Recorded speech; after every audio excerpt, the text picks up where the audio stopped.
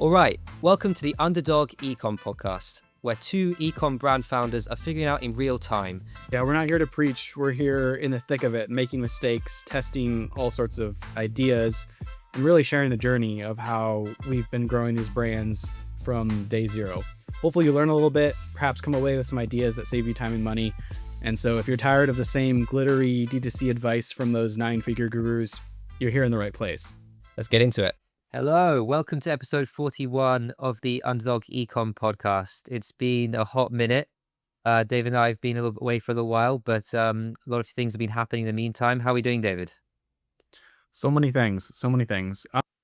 Alive, surviving, I guess, for now. Yeah, it's been a wild, it's like mid-June already, and I feel like things are sort of heating up and hoping for that summer rush that sometimes happens. There's Father's Day coming up, there's like certain like sort of milestones when it comes to consumer buying and that sort of stuff. But yeah, I've been coding a lot lately, which is interesting. So I turned into an iOS developer since you talked to me last, perhaps. And that's been wild and fun, but it's pretty crazy what you can do these days. It is really cool. I'm gonna cut straight to something I really want to know about. Is that I saw you post the other day that you got like a 5-figure wholesale order, and I know you and I both know wholesale has been tough, and So I tough. think it's been tough for you specifically because you grew, wholesale is a big part of your business, and you've had to kind of adapt as some of that has been harder to capture. So I'm kind of interested how it came about, like what the terms are, like what's the deal, and how did it basically come to fruition? Yeah, it's pretty awesome. I think there's a lot of hardship right now, especially with my brand and how things are been a roller coaster lately. And so I think it's important to step back and celebrate wins. And there's a lot of Yeah. pluses and some negatives to getting that big of order. This was the largest order we've ever gotten, like twice the prior record in terms of wholesale, just 5 figures. Like that's crazy to talk about. And so it was, that's really good. The cash will come in at some point. It's wholesale, so it was not payment on immediacy, like payment on the order, but it's net 30, so that's the payment terms. So it'll come in soon. What was good, there's lots of pluses. Like a lot of the products that they ordered, I have in stock. There weren't that many that I had to quick run around like a crazy person and try and get in for them. And so that's really fortunate because luckily this is a partner that I've worked with for a while. They're pretty flexible because they know that we're a tiny company. And so sometimes they place orders and it's like, hey, we don't have this in stock. And I've worked with them before to try and headline things as much as ahead of time as possible, because obviously their volumes are quite a bit beyond our production or just like what we hold in inventory. And so they've been pretty good about that for the most part, not perhaps as good as I'd like, but so I was somewhat prepared for this order, had a lot of it in stock, which is just great to get it out the door. And it was huge. I feel like there's many learnings here, right? Like the size of the order, probably if they do this again, which hopefully they will, this is probably their big order for the summer. So next summer, I'm going to be even more prepared for it. But we shipped it UPS, which was expensive. And I almost considered driving there because they're fairly close. It's a couple hours away. But based on, time and if my person did it, paying them and mileage reimbursements and everything like that, it's like kind of break even at the end of the day, plus the opportunity cost of spending a whole day, either her or I. And so that wasn't necessarily worth it when I did a cost benefit analysis. But so we shipped it UPS, insured, and it was like 9 boxes, big boxes of stuff. And probably something like this, like it wasn't like a full pallet worth. So it's like a mini pallet. And so I need to explore freight. Like that's not really anything that I've done a whole lot of, except for receive a few times. And so that's something I'll be looking at in the future, is like figuring out what's a better shipping, more like cost effective shipping option. What were the other, the plus will be the cash. Negative was the other part was tagging the orders. So the products all had to be barcoded and tagged.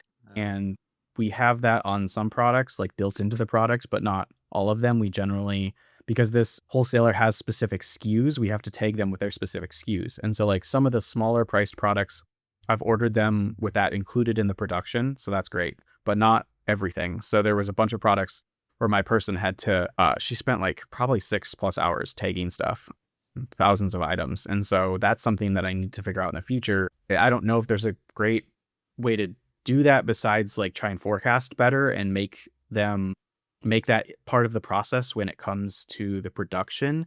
But then you're kind of like stuck with that product. Like you can sell it. I think you can sell it DTC fine. No one cares about it. It's just a SKU. Like no one knows what that is.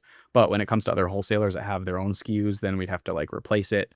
But I didn't know that the order was coming. Like if I knew that this was coming months ago, I could have ordered those products made, and that would have saved us so much time and money, I think. And so that's a big takeaway, I think, for me too, is like I feel like my whole operation is very all over the place, very much like a 1 to 2 person show. Like nothing's nothing's where it should be operationally. And I've been doing a lot of work on that. I've talked on the pod before, focusing on SOPs, focusing on getting things out of my head onto paper so other people can do it. And so, because a lot of times I'm the bottleneck and everything just tries to squeeze through me and my time is so limited, as you know. And so figuring out that ahead of time and forecasting better and like making these specifically for them, that would be fantastic. And that's where I feel like my wholesale was a huge part of the business over the last couple of years, but over the last year or so, it's shrunk quite a bit. Like that channel has not done as well. And I think there's a lot of systemic reasons for that out there. Like a lot of the buyers and stuff that were fine for me, they're suffering on their end. And so it's like not working as well. And so then I don't get the orders from them. And so, I forgot where I was going with that. Wholesale. Wow, totally lost. Okay, well, let me ask you a question on this because yeah. So I'm interested because were you expecting that order to come through? Because you said that like they've done in the past summers. Were you expecting that summer? And did they say, oh, we just haven't been selling as much recently, which is why we haven't placed an order till now? Or is this a customer where they really just order annually? Yeah. So part of my wholesale, I feel like my wholesale program sort of needs an overhaul because a lot of what I do right now is more passive and I'm trying to do a lot of outbound and that sort of thing. But like, I think I need to move to the place where it's like, here's our seasonal release. Place your orders now so we can make it for you kind of thing. And Yeah. that's not at all, to be fully transparent, what I'm doing. They basically, I knew that they were going to be ordering this summer. I didn't have an idea. They had sent me some numbers of some products, but it wasn't this magnitude at all. And so I'd had some stuff in stock, like because they'd sent me some rough numbers of like, we might order this in May and June. And so I knew kind of, and I had an idea, but like it wasn't at all close to what they'd actually placed. And basically it showed up in my email and I was like, whoa, that's really cool. Okay. How are we going to make this happen? Wow. Yeah. Wow, that's great. Yeah, it's not easy. I mean, I'm not in a similar situation, but I've obviously wholesale I'm trying to build up, and I had a investment firm buy 150 bags. It was like Oh, over 10 grand worth of an order back in August last year. And I was able to just say to the factory, right, can you just add this on? And they had like branded, like we'd have their logo to the bags and stuff. So it was yeah. like a cool gift. And they paid up front for that, which was amazing. So I Wow. mean, I was expecting, it's like I often do that. I'll be like, that'll be my first thing is I'll say up front, expecting them to come push back. And they were just like, okay, no worries. So I was like, yes. But they were really like, it worked out fantastically well. It was a lot of admin in terms of just going back and forth, they were okay with like, there's a whole like thing Yeah. about like, are they okay with the colorway, the logos, how we're printing things, do they want one on the strap and one on the side? They want to decide all this sort of stuff. But I've been thinking about going back to them as I'm placing an order now and saying, right, do you guys want to do something again this year? You But I'm should so totally. scared. It's like too early to be pushing this. But honestly speaking, like this is when I have to produce to get it there in Yeah. time for Christmas.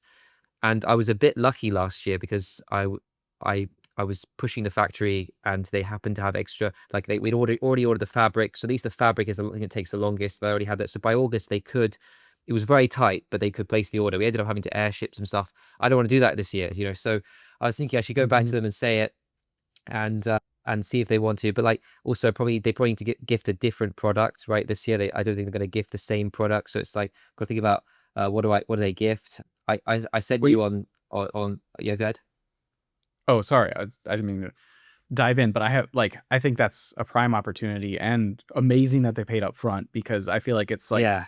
it's a non-conventional B2B buyer in some ways. Like it's a custom program type buyer, which is something I'm building up on the side as well. And I think if you do as much work for them to make the yes as easy as possible, like, hey, here's, a different bag that your people might like just as much with your design, like make a mock-up or something for them, throw it in Yeah. GPT or something like that, and being like, here's the full thing. Boom, we're ordering right now. Like, this will be easy for us to slot in. We can get it in time. It'll be worry-free. Like, all those benefits, like, lay it out as much as possible. And That's so that true. sounds amazing.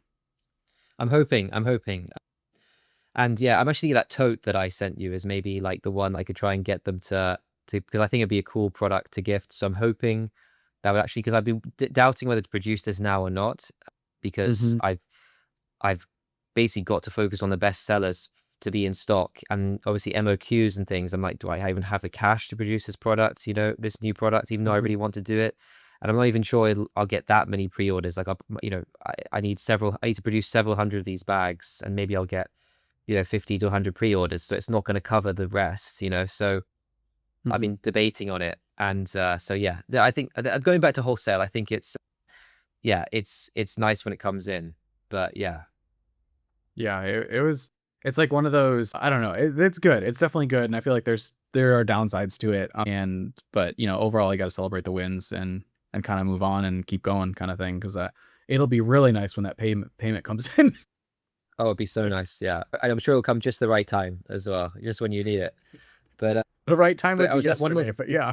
yeah, one more thing I wanted to add is that you talked about like an outbound program, and that's something I haven't done either. Like it's all inbound, and I've been starting to. I actually set up like an automation. I think I told you about before, where with like I actually followed your advice. I set up like a separate email domain, and I've got basically a scheduled task in Claude where it just scrapes the internet for like basically tennis stores and stuff like that. I've not Hmm. had that much bite. I've had a few people reply and be like, "Oh, we're not interested at the moment," sort of thing. I'm actually ecstatic when I get any reply, to be honest, because I'm not expecting anything. Yeah. But I'm hoping that that's basically as far as the outbound goes right now. But I met with a distributor, somebody who's a shoe company that I know, put me in touch with this distributor they work with in Spain, and I happened to be in Spain recently, so I went and met them for the day, and I had like an amazing time. They took me out for lunch. I met the whole team and stuff. But I noticed they're distributor for outdoors brands. They've been there since the 80s, like 1980s, and they did like the North Face. They Hmm. did a ton of other brands from the very beginning. What before the North Face got sold to, I think it's VF Brands, whatever that big conglomerate is. Yep. And so they've got like a big, a lot of time in that industry. And they've got, I think, their team of 10, of which 6 or 7 of them are just on the road salespeople. So Dang. even in today's world, Yeah. they literally are knocking at doors of stores every single day. And each one has got like a Yeah. different category. So one will be like lifestyle shoes, another one will be like tennis specific shoes, or one will be like sunglasses for sport, whatever. And and that's what they do. And I feel like that's one of the reasons why if you can like especially in other countries, distributors can be really good is because they're all in on like Hmm. that outbound sales side of things. Whereas it's very hard to do that yourself. And of course, they're representing 6 or 7 brands with every one person that goes to a store. So if they can land one of those 7 brands, it's a successful day. Whereas if yourself trying to do just your own brand, there's a lot on the line, and you can spend a lot of money going nowhere. So it's really hard to do. But I just thought it was really interesting how that still exists today. Like that form of selling still exists today. Yeah. I think that happens in like a crazy amount, like way more than we would guess or think about. And I've seen actually stumbled across a local like a local like I forgot the name for that, but it's kind of like a outdoor brand agency or whatever. It's like basically a sales. It's like a sales agency for outdoor brands, and so they've got like Kavu and a bunch of other names underneath their umbrella, and they do that same exact thing. And I feel like that's what makes it so difficult about doing a lot of the wholesale stuff like via, I guess, technology or whatever. Like that's, we're building Claude agents over here, but these people are like on the ground talking to them in person and giving out samples and everything. And I feel like that's kind of the barrier that I've hit up against because my brand is very much like the North Face or Kavu adjacent in some ways. There's just Mm. like a very small piece of the pie when it comes to that arena. I'm that you mentioned the wholesale outbound mechanics that you kind of built up. That's something I should circle back to more because that wholesale outbound game is such a numbers thing, and it is very defeating to do it personally and do it yourself. Yeah. You have to like build up systems like that, and like so basically, like, I want to unpack that. Like, you set up a separate email, like a Gmail or something like that, and then you have Claude research, and then do you have Claude send the emails as well, or like what does it look like end to end? Yeah. I'll be upfront that you can't Claude, as far as I'm aware anyway. Claude, I don't think GPT and Codex can either actually send the email. Yes, you can only add it Oh to yeah, that's drafts, right. I remember you saying which that. is annoying. In some ways, it's not annoying because otherwise it's probably going to send something that I wasn't happy with it sending. But like generally, it's got a template to follow, and I've got Mm-hmm. like basically what I've done is I've set up when I was setting up the show task, I set maybe like 3 or 4 different templates, and it kind of oscillates, so it's not just like sending the same thing constantly. Mm-hmm. And I set up like a separate domain. I think it was like trycancer.com or something, and it like just redirects to our website. Mm-hmm. And Mm-hmm. and then basically I've got a spreadsheet where first thing it does is I think like twice a day adds 20 contacts to the spreadsheet. Wow. And the first time I did it, it was like 50-50 these emails, because the problem is it half guesses the emails when it's doing it. So I then Mm-hmm. set up like a secondary task where it then goes through those 20, verifies them, and if it can't verify them, just remove them. So so that way, no, like if it cannot find that email existing on the internet, then it will just remove that person. It will add somebody else to the list. And so generally they're technically the right emails, and whether they're the right emails to the right person, things I don't know, but generally they're the emails that are correct. And then it just drafts them in Gmail. And so what it also does is when it does that spreadsheet, when it adds 20 more to the spreadsheet, it also like analyzes Gmail and then finds if anyone's replied and then adds that to the spreadsheet as well. So like also is updating the existing rows and adding new rows as well. So I've got a Yeah. spreadsheet where it's basically like got new contacts, when they were contacted, whether they replied or not, and it will take the syntax of the email and know whether they're kind of interested or not. So it's actually worked out pretty well. Whether the problem is I've got to go and remember to fire off like 40 emails from drafts and then let it go again, which sometimes I forget to do. But I've had a few responses. I think cold email is always hard. I think this is why for example, that distributor I told you about, they have these in-person people that actually knocking on doors, and that's where like some of the best like wholesale stuff I've had have either been people reaching out to me or in person. In person has always like helped a lot as well. So Mm-hmm. I think it's got merit. I think it's hard, but if I think that's why you said it's a numbers game. You reach more people, you've got more chance of somebody actually Yeah. taking interest. Yeah. So you basically like built out your own lightweight CRM in some ways. Old school, like via spreadsheets. I don't know. Have you looked at Yeah. like there's like Apollo and a bunch of other sort of outbound salesy type CRMs? Have you looked at those at all? You keep me to try and get myself off Apollo because I get like 1,000 different emails and calls every day. And whenever I mention to people, they're like, oh no, there's a way of doing that. You to just like send like there's like a way on Apollo that you can like get your email Opt off out there or or something? something. Yeah, opt out. Huh. I need to do that because I keep getting like so much spam at the moment. But anyway, yeah, I could. I just yeah, I guess that's probably the better way to do it, honestly. I like the automatedness of it, but I think if there's like one of these have like an integration with Claude, that'd be really cool. Like MCP maybe that can like pull the list and then Claude can just Mhm. draft the email straight into Gmail and then update the spreadsheet. That'd be pretty cool because then you've got like this verified list plus you've got the automation part of it. That'd be pretty cool, I think. Yeah, definitely. Want to move on? Do you have any other questions about No, all of that? no. One, I guess what we were going to talk about next is on the we were listening to another podcast, and I was listening, and I heard about Sam Chai from is her name, and she has like you know, a an underdog ecom type business. In Nice. her ex profile says I run a six figs candle biz. It's humankindcandles.com. But anyway, I heard basically she was Huh. on ecom cowboy, and they were talking to her, and I thought she had a really interesting thing that she said she did where she basically sends voice messages to every single customer who orders. Wow. And yeah, and they're on Wow. subscription. So I guess I don't know how the GDPR works out about all this. So just putting that aside.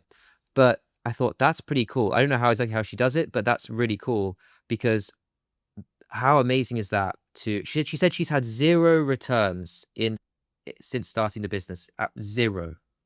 So it's so Wow. so I was like, wow, that's incredible. I was thinking, and she was talking a lot about all this like hyper personalized stuff that she does for customers. So like sending an actual voice note and things like that. So, what's the mechanics for Yeah. that? Is it like via email, like or it's like a voice record? So she records herself like, hey Jack, thanks for the candle order. Hope you love your scent of rotten eggs. It's the best. Yeah. Like, Yeah. I think it's iMessage. I think it's iMessage is what I think, or like or WhatsApp, as far as what I understood. So I was digging into this, Wow. thinking like, how do you actually do that? Because first of all, how do you get customers to like consent to this? And I came across an app called Bonjoro. I don't know if you've heard of it, but Mm-mm. I actually have a friend who's got an ecom business who was using it. I don't know if he still uses it. He was using it like 3 years ago. The idea is that you have an app on your phone and it's got integration with Shopify. And when someone buys it, you get a notification on your app and you quickly record a video with your phone and say, "Oh, thanks for your order," and it sends them an email saying, Wow. you've got a video message from Jack at Cancha saying thank you for your order." Wow. And he did this for a while. I don't know, his great business is growing, so I don't know if he still does it. I thought that's a lot of effort to record videos like all day long, basically, especially if you've got quite a few orders coming in. But I thought would be cool to set up a little integration where you get like a Slack notification when someone orders. You or Satimo can quickly record in Slack the message saying, "Hi, John. Thanks so much for your order. That means a lot to us, and we'll get it ready for you soon. If you got any questions, let us know." Something like that. And then you record it in Slack, and through an API, it sends it through to like Twilio or something. Or Mhm. maybe it sends an email to the customer and says, "You've got a voice message. You got a voice message from Cancha, for example, from the founder of Cancha. Do you want to open it?" And when they open it, it says, to receive the voice message, you need to sign up for text. So would you like to sign up? So they sign up and they get the voice message. But then it's like a post-purchase way of increasing like phone signups, because phone signups are hard to get because Mhm. they don't start unless you have like a pop-up that collects it, and only a certain amount of people are consenting at checkout for it. So it's like a post-purchase text collection idea where like they get like another email just saying like, "We send you this voice message to say thank you. If you're interested in receiving it, you can just it'll maybe send to a quick sign up form," and then they just get it immediately after through like an integrate. And Mhm. so yeah, I would see that something like that would be pretty cool. Just basically hyper personalization stuff like that, like hacks. I don't know. Yeah, that I think that's really cool for a number of reasons. I remember seeing a couple of years ago someone had sent video recordings of themselves as the founder to everyone that ordered, and it was the same idea. And I think they said like, and this was before. I mean, I feel like now you could have like AI make the video or whatever, which would Right. be kind of lame, but it would work. But I think they said like what they did was they sat there for hours on end recording the same video to like the most popular like 500 names or something. And so Wow. like so they had an email. So it was like, if Jack orders the same Jack gets the same message or something, I think is how they said they did it. And so Okay. that's like an interesting way to do it, is try and do it in bulk before. But I think I don't know about the gating the text. Like that would work if your primary objective was to increase the signups for your SMS marketing. I think that would work for that. But I feel like this type of marketing is, I would think that the primary objective if I was rolling this out would be to like increase that personal touch point and like just increase the loyalty and brand. And like I don't know if I would gate it if I built this out, but I think the idea is like amazing. And there's like a bunch of little things that I've been doing with my brand that are kind of like surprise and delight moments to try and increase that personal touch. And I remember, what's his name, like Eli Weiss or whatever. He was working for Olipop like years ago. Like he's one of the big names in the DGC space. And I think his domain was always CX, and like his takes were always like, go above and beyond, do what you would never, be very human, like treat that person like a human. That's why I think this AI, if you did an AI, that would be lame. But if you treat the person like a human, and I think people, for the most part, recognize high effort touch points like this, like they will be like, wow, you sent me a personalized text or video or whatever it is. Like that's a ton of work. I can't imagine that. And some people just dismiss it. A lot of people dismiss it, but I think that it will come across. It's like the high efforts are high ROI. They're like the things that I've been doing with my brand. Years ago, I would draw a little mountain on the back of all the envelopes for sticker Yeah. orders. And people absolutely loved that. I would spend hours a week sketching them out and have pictures of like hundreds of envelopes with them. And I've thought about doing it again, but it's so much work and my hand was so tired. But Yeah. people would tell me that was their favorite part. They would like put that on their fridge, or they would collect them and that sort of thing. Wow. And people just loved it. It was like a mountain sketch and thanks. And so now we sign each packing slip with like thanks. Team R Dub, either Yeah. myself or my shipping person and it's a hand signature. It's not like a font or anything like that. I was signing, I don't have them here, but I have like little insert cards where it was like a picture of me and it said thanks from the founder. I was hand signing those and it had a free gift redemption on the back. It was like free mystery gift or free sticker pack with a $20 purchase, $20 value, something like that. I was doing that for a while. Side note, the redemptions on that were like crazy low, like 1% or less. I was expecting it to be higher. I know that mail-in inserts have very low opt-in rates or whatever, like conversion rates. I was expecting it to be a little bit higher than like, I'd done it for like 6 months and I think the math was like 0.8% or something. It was crazy small. It's hard to say because like, you know, the phrase in D2C is always like and we've talked about this before, do what doesn't scale until you can't or whatever. And I think some Yeah. of this surprise and delight falls underneath that. I feel like there's some other like, sometimes I used to sign the boxes too, like we draw mountains on the boxes, but I like this idea. Like I'm like trying to think about how I can do this with my Yeah. brand because I try and be as forward and founder led as possible because people buy from people even more so now than Yes. before, I think. Absolutely. And I think Sam Chai, that like what she's doing, you know, is a perfect example of that as well. She's doing a number of different things with community as well, where the subscription side of candles has some real kind of inbuilt community side of things. And I don't like community when it's kind of just there for the sake of it. But I feel like when people go above and beyond to create things and you know, it creates community without you actually having to call it a community. And that's what it's all about. And like you said, with the like the mountain drawings, like collectibles, if you can make something collectible, like even just collectible among your customers, it's like some they become almost, you get a bit of notoriety for it. And then if you become, I can imagine like another cool thing is that if you did say, or if any brand did something like pre-orders or something, and it became known that when they do pre-order customers get some really cool surprise and delight stuff when they pre-order. Ooh, yeah. And That'd be then cool. it becomes known that you should buy a pre-order from X brand because you know, then you're going to get something extra, or you're going to get something that you wouldn't expect, or they're going to bump you up with something. So I feel like that kind of notoriety as well in your, even in just in your niche, can be really cool, because it means when you then launch your next pre-order, when you launch your next product, you know, they might get something that's unique. It might not be like you know, expensive gift, but it might be something that's like the first 50 are numbered, and everyone knows Mhm. that that you know, that the first 50 are numbered, and inside there's a signature or something from, you know, something like that, you know, and then like everyone knows that if they're in the first 50, they're going to get that. So it's almost like the your reputation of surprise and delight and personalization is really important, but at the beginning it's hard to quantify. Yeah, it definitely is sort of like, you know, in marketing and everything, we want to like measure attribution, all these different things. And it's so hard to actually tell what's working in some ways. I've got a bunch of ideas around this that I've wanted to do for a while. Like I've wanted to design like a Willy Wonka golden ticket sort of thing that's like include randomly in orders. In the past, I've sent, it was like during some sale or something like that, I dropped in random gift cards into orders. I've done this once before. I want to do it again where you have a certain time period and you're like, we'll refund like whatever, 10 orders or something Mm. completely. Like that's a fun sort of give back to the community.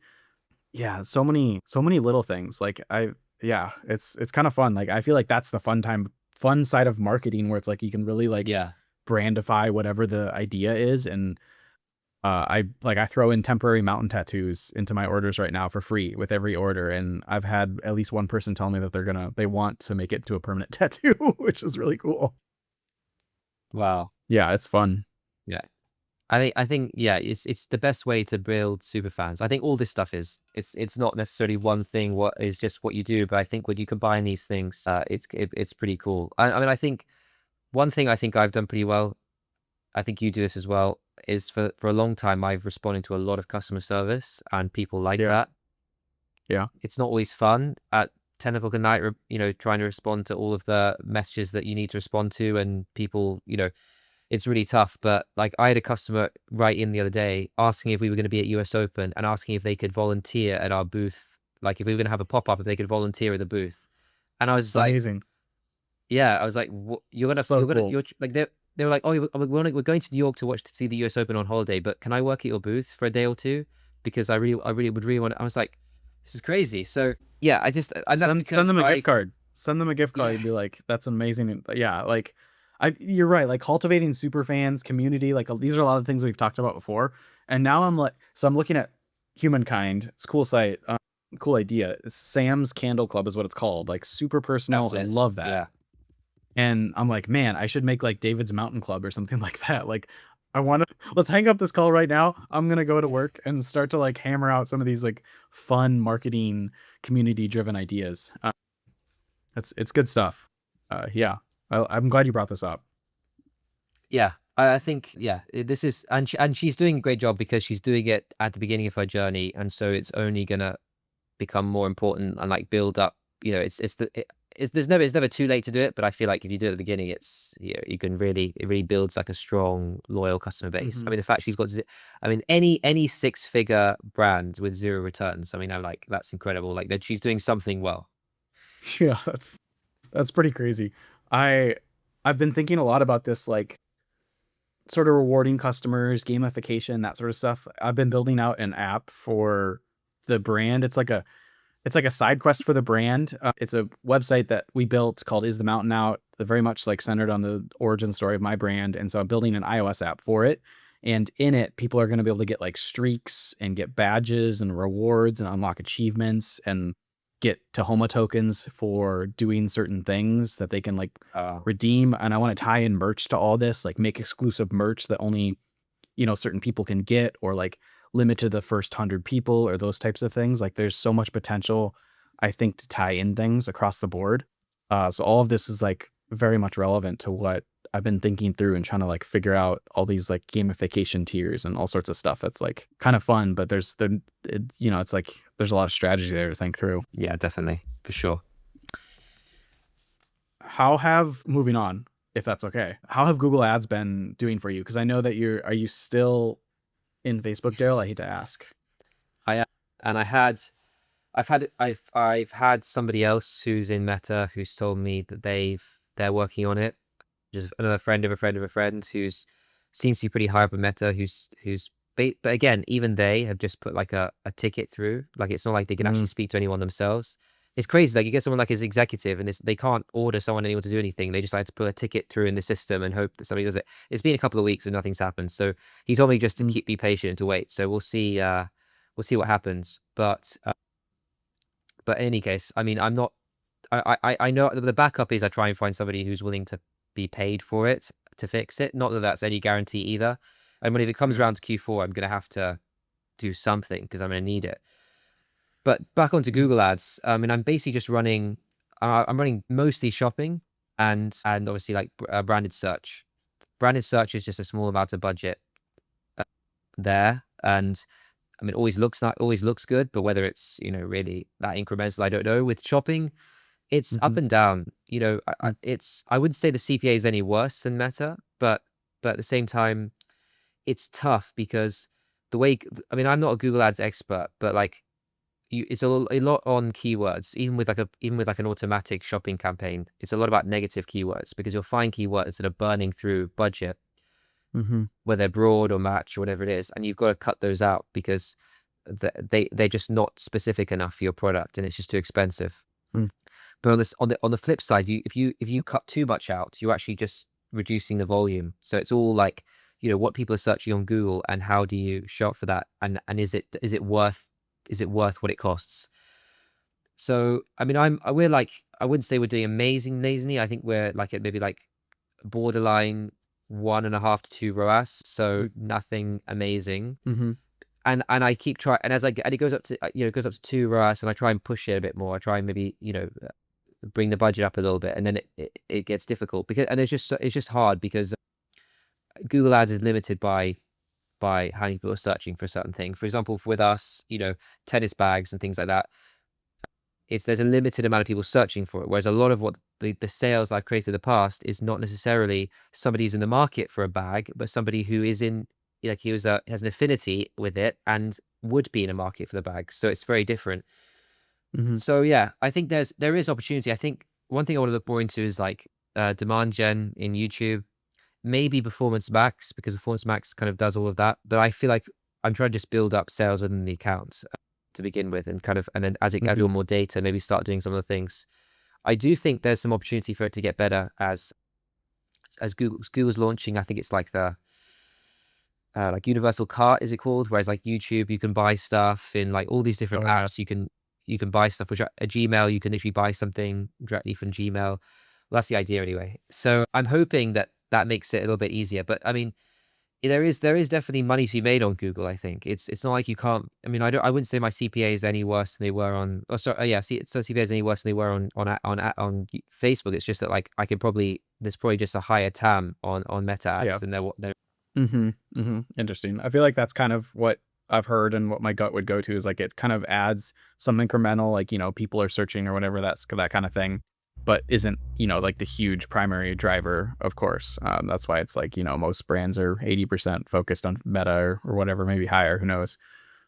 Interesting. I have done zero Google. I probably should have just like a little baseline going or something Mm, on Google, but it's just like, it's one of those things. It's just, there's so many things to focus on, and I'm not yeah. sure that the ROI would be there a ton, but now I'm intrigued. I mean, I do think that YouTube ads have are becoming a bit more interesting than they used to be. They're not Mm, necessarily that cheap, but I think that I don't think you're going to get tons of sales from them. But there seems to be, from most people I've spoken to, that YouTube seems to have some sort of like incremental factor that can just seems to help with kind of like people aren't necessarily clicking on that many on them, but like I think there's a lot of brands I see that are advertising on YouTube. I see like I get a lot of ads for like Whoop, like the fitness brand. I get like all the time on YouTube, mm-hmm, and like I think there must be an audience that you can reach on that platform that's not necessarily the same audience or not entirely overlapping with the audience on Meta. So I think mm-hmm, it is a opportunity, and I think maybe it's because quite an engaged audience because they're watching long form videos. So yeah, mm-hmm, I think there's some opportunities, and I think hopefully it'll get better, but we'll see. mm-hmm. Yeah. I would I would kind of think that the play on YouTube would be a lot of like the seeding. So it's like promoted, Mm. I don't know what you call that, but like creators and video makers and stuff like that promoting the product or like dropping it in the description, that sort of thing, rather than like a straight up YouTube ad. But I don't know. Haven't Yeah, played there either. yeah, yeah. I think the seeding thing is a big thing as well. I think it depends on your niche, but I think Yeah.